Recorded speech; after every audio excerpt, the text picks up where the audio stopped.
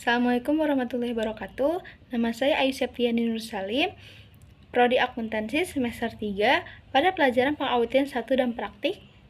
Dan kali ini, pada bab ini juga saya akan menjelaskan tentang studi kasus yang ada pada bab ini dengan menggunakan pertanyaan-pertanyaan yang komprehensif. Pertanyaan yang pertama yaitu adalah laporan wajar tanpa pengecualian standar. Berdasarkan kondisi awal, audit PT Surya Kencana sebutkan ketujuh bagian dari laporan audit wajar tanpa pengecualian standar dan jelaskan apa arti masing-masing bagian tersebut dalam konteks laporan awal PT Surya Kencana sebelum skenario-skenario di atas muncul menunjuk pada objektif 31 dan 32.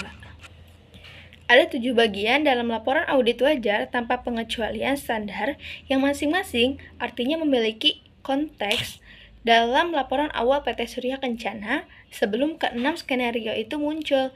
Namun jika lebih lengkap lagi sebenarnya ada 8 bagian, yaitu judul laporan standar auditing yang mensyaratkan laporan itu harus diberi judul yang mengandung kata independen. Contohnya itu adalah laporan auditor independen. Dan yang kedua yaitu adalah alamat laporan audit. Laporan ini umumnya ditujukan kepada perusahaan para pemegang saham atau dewan direksi perusahaan untuk menunjukkan jika auditor itu tuh independen terhadap perusahaan. Yang ketiga yaitu adalah paragraf pendahuluan. Dan paragraf pertama, laporan menunjukkan jika kantor akuntan publik yang bersangkutan sudah melaksanakan audit yang membedakan laporan audit dari laporan kompilasi atau laporan review.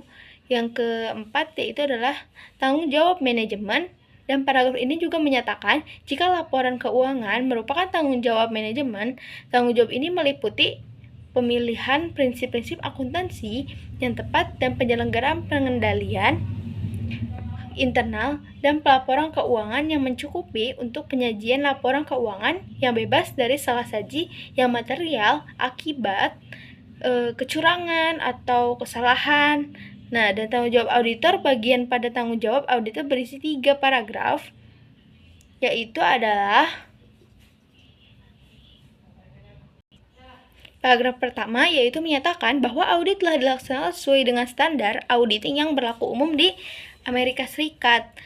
Dan paragraf ini juga menyatakan bahwa audit itu telah dirancang untuk memperoleh keyakinan yang memadai bahwa laporan keuangan itu telah bebas dari salah saji yang material. Dan paragraf kedua itu menguraikan ruang lingkup audit dan bukti audit yang dikumpulkan. Dan paragraf juga menunjukkan jika prosedur yang digunakan itu tergantung pada auditor dan mencakup penilaian risiko salah saji yang material dalam laporan keuangan. Jadi jika auditor salah saji, dia harus siapkan yaitu namanya bukti-bukti. Nah, di paragraf ketiga yang ini menunjukkan auditor bahwa bukti audit yang tepat dan mencukupi telah diperoleh demi mendukung pendapat auditor.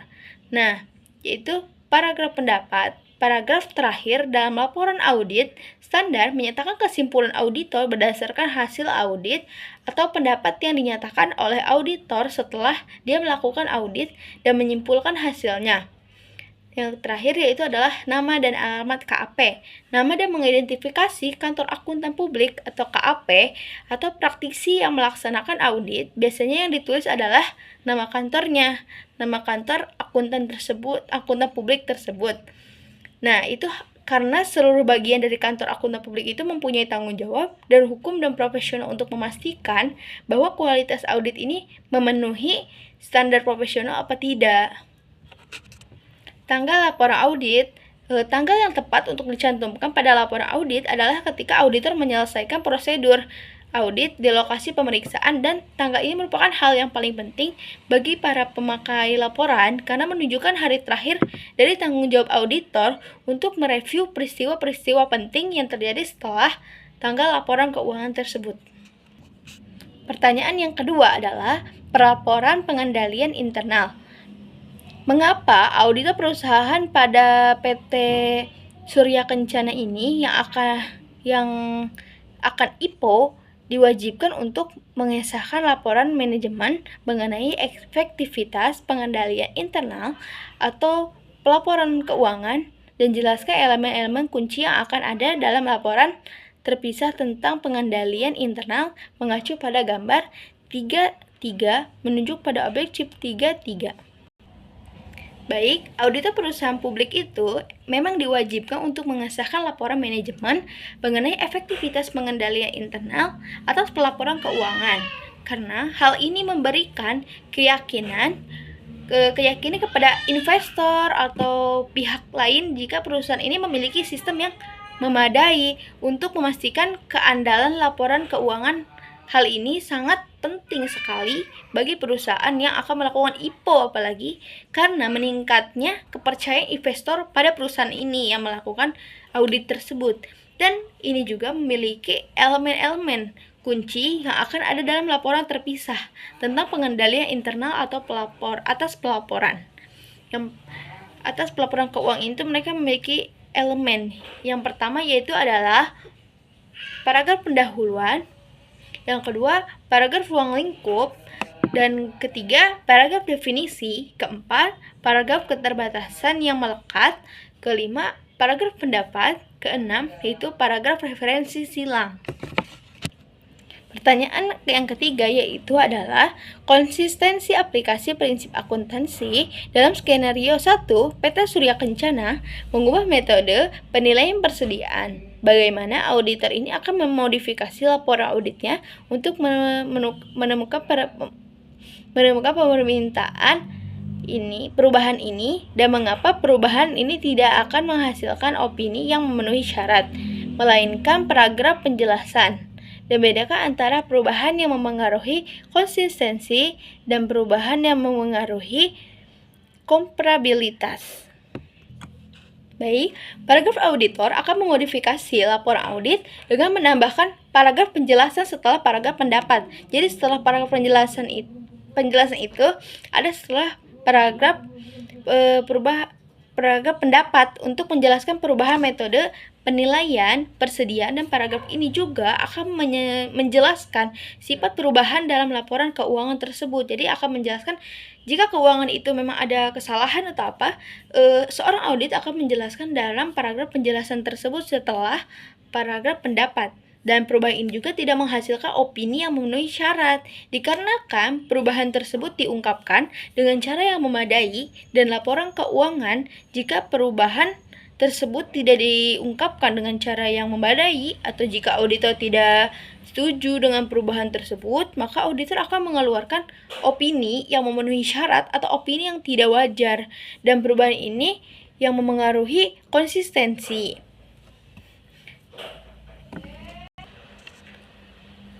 Konsistensi adalah perubahan metode akuntansi dari setiap periode ke periode lainnya, dan perubahan yang mempengaruhi komparabilitas adalah perubahan yang membuat laporan keuangan sulit dibandingkan dengan laporan keuangan periode sebelumnya. Dan kasus ini kita bisa lihat jika perubahan metode penilaian persediaan mempengaruhi konsistensi, tetapi mungkin tidak mempengaruhi komparabilitas jika dampaknya diungkapkan memadai.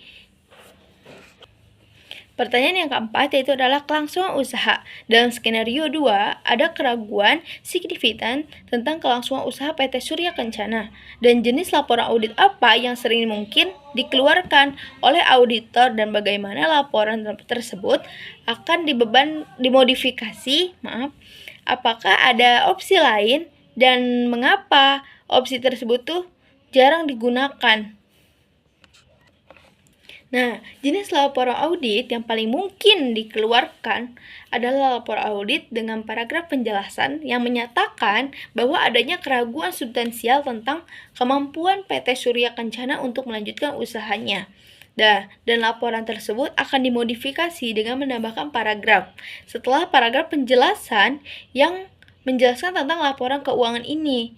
Nah, dan di sini juga ada opsi lainnya adalah mengeluarkan opini tidak wajar atau adverse opinion, tetapi opsi ini jarang digunakan karena hanya tepat jika auditor yakin bahwa perusahaan ini tuh tidak akan mampu melanjutkan kelangsungan usaha. Jadi, jika benar-benar setelah diteliti perusahaan ini memang tidak bisa melanjutkan usahanya untuk kedepannya, maka baru audit itu mengeluarkan opini atau opsi lain, yaitu adalah adverse opinion. Nah, pertanyaan yang kelima adalah keterlibatan auditor lain dalam skenario 3. Auditornya mengaudit anak perusahaan PT Surya Kencana. Nah, apa 3 alternatif yang tersedia untuk auditor utama seperti Aldi dan rekan, dan mengapa opini bersama? Nah, dipilih dalam kasus ini dan jelaskan bagaimana kata-kata laporan audit akan dimodifikasi. Baik, 3 alternatif yang tersedia untuk auditor utama yaitu adalah tidak memberikan referensi dalam laporan audit yang kedua dan memberikan referensi dalam laporan dengan modifikasi kata-kata, mengeluarkan pendapat wajar dengan pengecualian mereka memberikan opini-opini bersama atau shared opinion dengan auditor lain dalam kasus ini.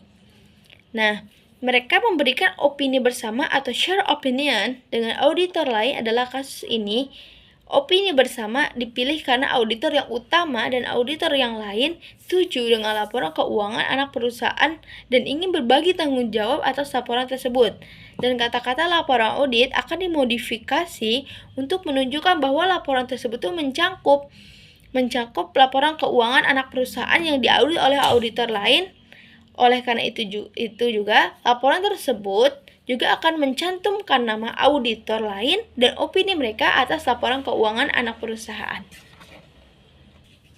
Baik, pertanyaan yang keenam adalah pembatasan lingkup audit. Dalam skenario 4, manajemen membatasi lingkup audit atas piutang dagang. Mengingat materialitas pembatasan ini, jenis laporan audit apa yang harus dikeluarkan, dan jelaskan mengapa pilihan ini sesuai dan bagaimana struktur laporan audit akan berubah.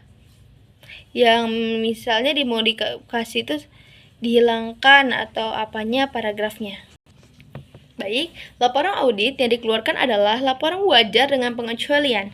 Pilihan ini sesuai karena pembatasan lingkup audit mencegah auditor memperoleh bukti audit yang cukup dan tepat untuk mendukung opini atas laporan.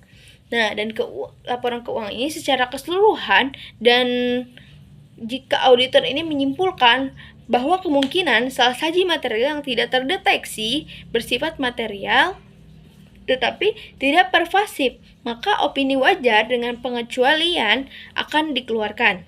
Dan yang dimodifikasi adalah paragraf pendahuluan dimodifikasi sedikit dengan kalimat kami telah ditugaskan untuk mengaudit. Paragraf pertama dari tanggung jawab auditor dimodifikasi untuk menunjukkan bahwa auditor tidak dapat memperoleh bukti yang cukup dan tepat demi menyatakan pendapat audit. Dan kedua, paragraf terakhir dari tanggung jawab auditor yang dimaksud ke laporan audit standar tanpa pengecualian dihapus untuk menghindari menyatakan sesuatu yang dapat membuat para pembaca yakin bahwa bagian lain dari laporan keuangan tersebut telah diaudit sehingga mungkin telah disajikan secara wajar. Baik, dalam skenario 5, PT Surya Kencana tidak mengikuti SAK dalam pencatatan PPE. Jika dampak penyimpangan ini sangat material, jenis opini audit apa yang harus dikeluarkan dan bagaimana laporan audit akan mengkomunikasikan penyimpangan ini kepada pengguna laporan keuangan. Baik, dampak dari penyimpangan dari SAK sangat material dan memiliki 3 jenis opini audit yang harus dikeluarkan. Yang pertama adalah opini qualified opinion atau pendapat itu wajar dengan pengecualian. Yang kedua yaitu adverse opinion atau pendapat tidak wajar. Yang ketiga yaitu disclaimer of opinion, menolak memberikan pendapat. Dan cara seseorang auditor menyatakan bahwa laporan keuangan itu tidak disajikan secara wajar dengan menggunakan paragraf opini. Nah, yang sudah dimodifikasi bahwa di dalamnya menyatakan laporan keuangan tersebut itu tidak disajikan secara wajar dalam semua hal yang material sesuai dengan SAK. Dan paragraf ini ditambahkan setelah paragraf opini yang menjelaskan sifat penyimpangan dari laporan audit tersebut.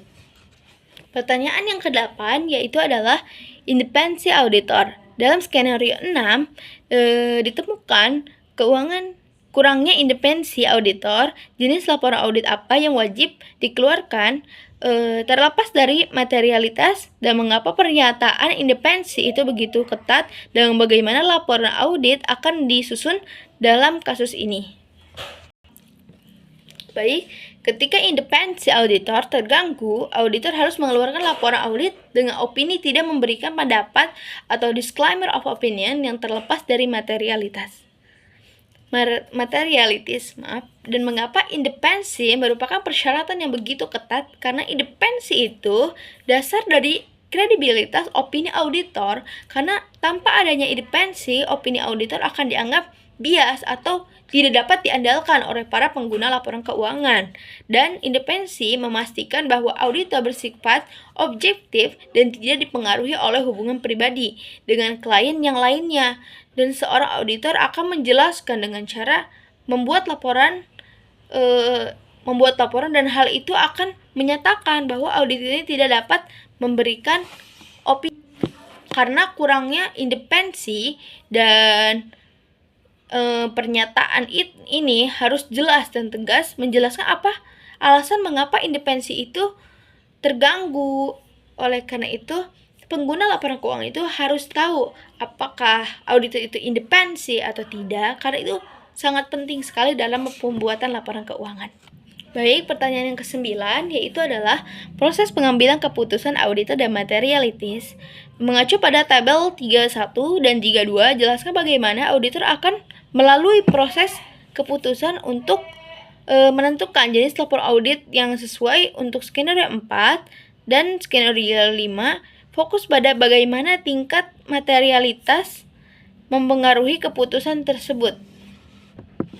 Baik, proses pengambilan keputusan auditor untuk skenario 4, jika materialitasnya imaterial, auditor akan mengeluarkan opini wajar. Jika materialitasnya itu material, auditor akan mengeluarkan opini wajar dengan pengecualian. Dan jika materialitasnya sangat material, auditor akan mengeluarkan opini tidak memberikan pendapat atau disclaimer of opinion.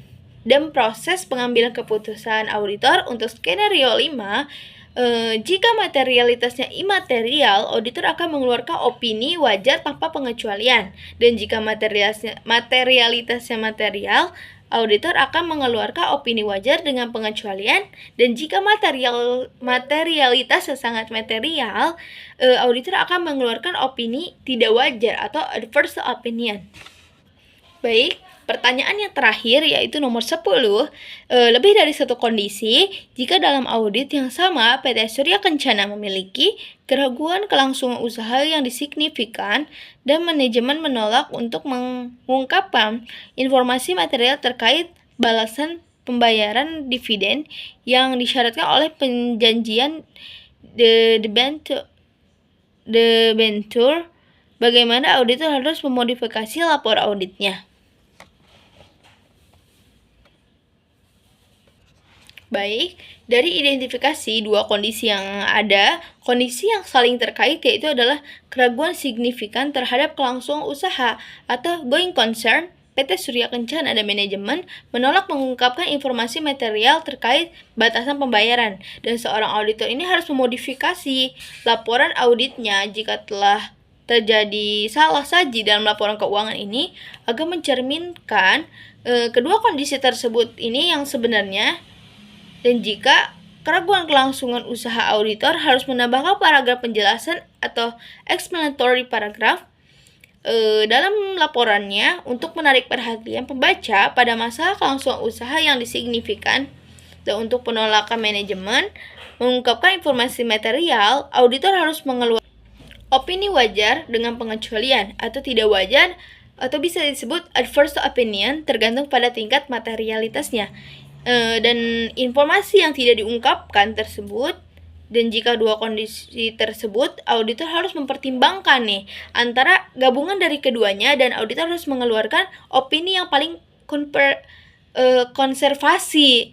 Nah, opini yang paling konservasi yaitu adalah, atau yang kita bisa sebut atau lebih paling parah, kedua kondisi tersebut dalam kasus ini karena penolakan manajemen untuk mengungkapkan informasi material dapat menyebabkan opini wajar dengan pengacuan atau tidak wajar, maka opini akhir yang dikeluarkan auditor kemungkinan adalah opini tidak wajar atau adverse opinion, karena ini adalah opini yang paling parah dan mencerminkan kegagalan manajemen untuk mengungkapkan informasi penting.